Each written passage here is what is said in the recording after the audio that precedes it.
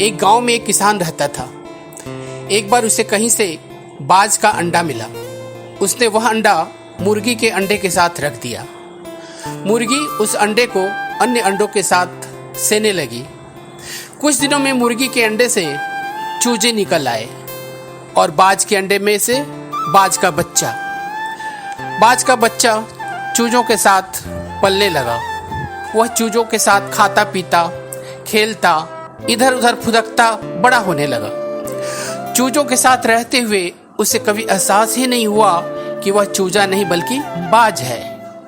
वह खुद को चूजा ही समझता था और हर काम उन्हीं की तरह करता था।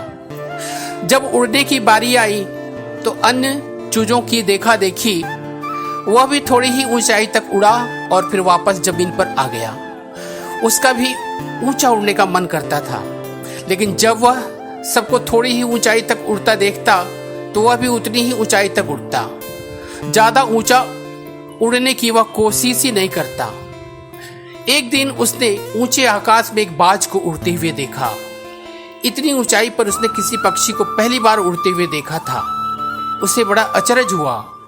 उसने चूजों से पूछा, वो कौन है भाई जो इतनी ऊंचाई पर उड़ रहा है?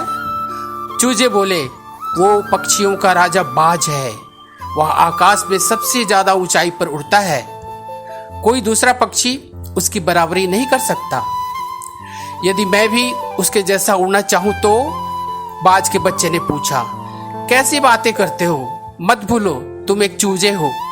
चाहे कितनी ही कोशिश कर लो, बाज जितना नहीं उड़ पाओगे।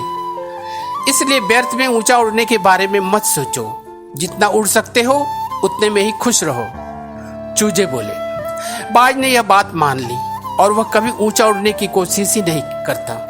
बाज होने के बावजूद वह पूरी जिंदगी मुर्गी के समान जीता रहा। मित्रों, इससे हमें यह सीख मिलती है कि सोच और दृष्टिकोण का हमारे जीवन पर बहुत गहरा प्रभाव पड़ता है। हम सभी क्षमता और संभावनाओं से परिपूर्ण हैं। चाहे हम कैसी भी परिस्थिति में क्यों न हो, हमें आवश्यकता है अपनी क्षमता को पहचानने की और अपनी सोच तथा दृष्टिकोण को व्यापक बनाने की।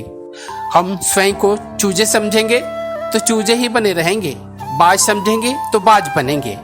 खुद को कम न समझें, अपनी क्षमता को सीमित न करें, बाज बने और जीवन में ऊंची उड़ान भरें। मित्रों, आप सब सुधीजनों से विनीत प्रार्थना है कि वीडियो को लाइक शेयर करके अपने विचार अवश्य प्रेषित करें तथा सब्सक्राइब कर हमें अनुग्रहित करें।